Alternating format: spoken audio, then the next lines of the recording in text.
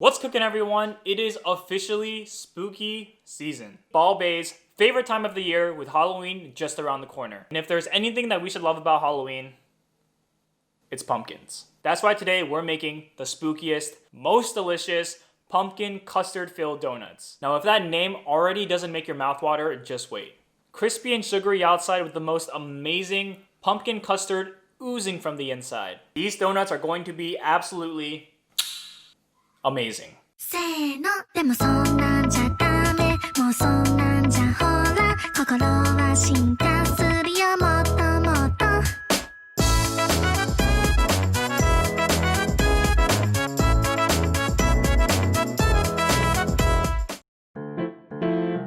Some pretty common ingredients to start our custard. We're gonna first start with some chicken babies, but just the yolks. So separate it well and throw it in. Give them a loving shower with a good bit of sugar. Mix, mix, mix. Start slowly so the sugar doesn't go flying everywhere, and then just mix well until it's slightly creamy, just like this. And now we're gonna throw in our cornstarch, and that's what's gonna give it that thick consistency that we desire. Keep on mixing for a couple of minutes, and we'll soon get this slightly creamy, slightly thick now consistency. That's what we want. To the stove, we're going to start heating up some milk, but not all the way till boiling.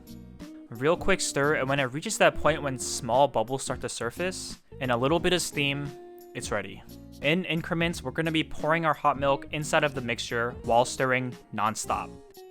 And this is critical for making sure that our eggs don't cook and just become scrambled eggs. So pour carefully and don't you dare stop stirring. Once that's mixed well, we're going to throw it back onto the stove on a medium-low heat and continue the stir process yet again. And after about 5 minutes, you can see the gorgeous body of the custard beginning to form. Nice and thick. Turn the heat to low and throw in our pumpkin spices. This will include some pumpkin puree, cinnamon, and freshly grated nutmeg. That's all we need. Keep on mixing this until it becomes one cohesive custard. Heat off and just throw in a little bit of vanilla extract and salt to just enhance that flavor to the max. Thick, gooey, delicious pumpkin custard done cooking. Yes, that's the stuff. Once that custard gets to about room temperature, we can go ahead and stuff it into the piping bag. And by the way, I had to use 2 piping bags, so unless you have a big boy piping bag, I suggest you get an extra. Bam! Pumpkin custard, ready for use. Just leave this in the fridge until then. Some pretty common ingredients, let's do this. So we're actually going to start by cutting our butter into tiny cubes, letting them get to room temperature, and this will make it much easier to use when the time comes.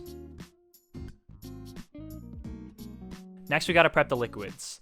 We're going to start this with some cow juice, a good heaping amount of sugar, and of course, some yeast.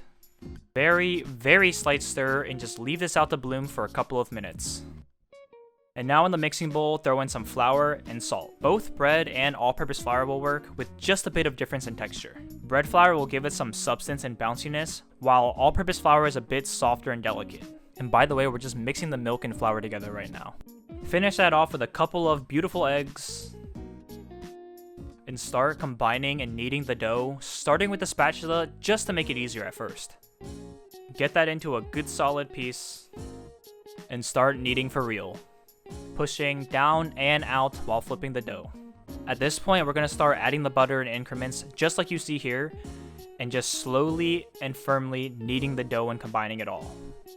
And yes, if you have a KitchenAid, you can use this and make it 10 times easier, but that's honestly just no fun. Get all that butter in there. This is about 10 minutes into kneading, and you can see our dough is super sticky, but it's combined. Transfer to a surface and continue. And now that we have more room, our technique is slightly different. You can see I'm pulling and pushing at the same time with both hands, while also turning the dough 90 degrees. 5 to 10 minutes later, roll it up, ball it up, shape it up, and there we go. Step 1 of our dough complete. Easy peasy, right?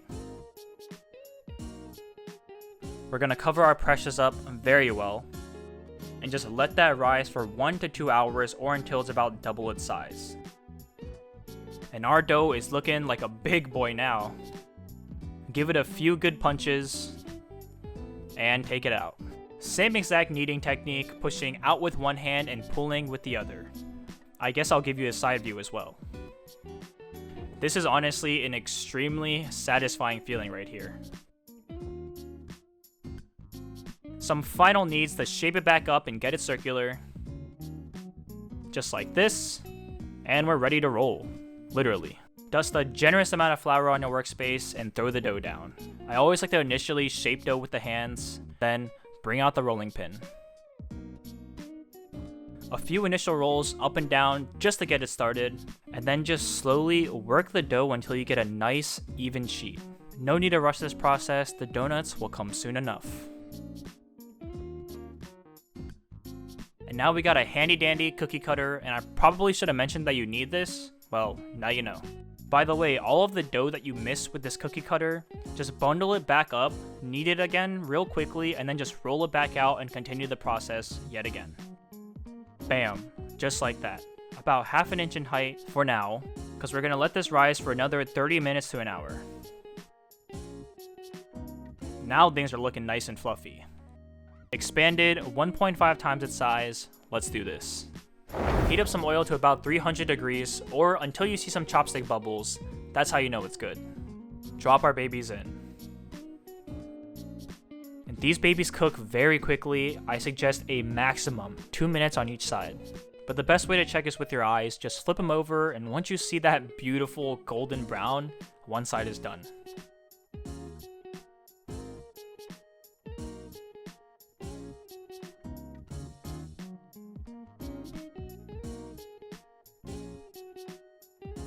Absolutely stunning right there. And we're gonna poke a pocket inside the donut to give the custard some space. With a chopstick, knife, whatever you have on hand. Throw some sugar in a bowl, mix it with some cinnamon, and as always, enjoy the assembly.